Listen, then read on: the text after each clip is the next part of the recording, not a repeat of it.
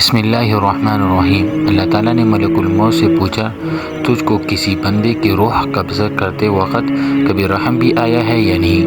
ملک الموت نے عرض کیا، اللہ رب العزت، مجھ کو 2 انسانوں کی جان نکالتے وقت بہت دکھ ہوا ہے۔ اگر تیرا حکم نہ ہوتا تو میں ہرگز ان کی جان نہ لیتا۔ ارشاد ہوا، بتاؤ وہ لوگ کون ہیں؟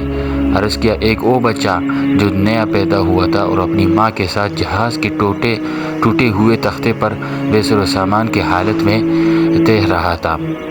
اس وقت اس بچے کا واحد سہارا تمام کائنات میں سے اس کی ماں تھی، تو مجھے حکم ہوا اس ماں کی روح قبض کر لے۔ اس وقت مجھے اس بچے پر بے حد رحم ہوا، کیونکہ اس بچے کا اس کے ماں کے سوا دوسرا کوئی خبر گیر کرنے والا نہ تھا، اور بھوکا پیاسا اپنی ماں کے دودھ کے لیے ترس رہا تھا۔ اور باری تعالیٰ دوسرا ایک بادشاہ جس نے ایک شہر کمال آرزو سے ایسا بنوایا تھا کہ ویسا شہر دنیا میں کہیں نہیں تھا، جس کو میں جنت کے کہا جاتا تھا۔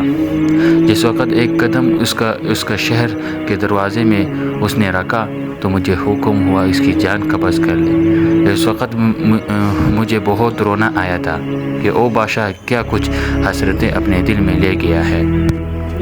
اللہ تعالیٰ نے فرمایا، اسرائیل، تمہیں ایک ہی شخص پر 2 بار رحم ہوا ہے، کیونکہ بادشاہ وہی بچہ تھا اور یہ ظالم بادشاہ شداد تھا، جس کو ہم نے بغیر ماں باپ کے بنا کسی سہارے کے سمندر کے تیز ہوا اور طوفان کے ساتھ پالا اور پوسا۔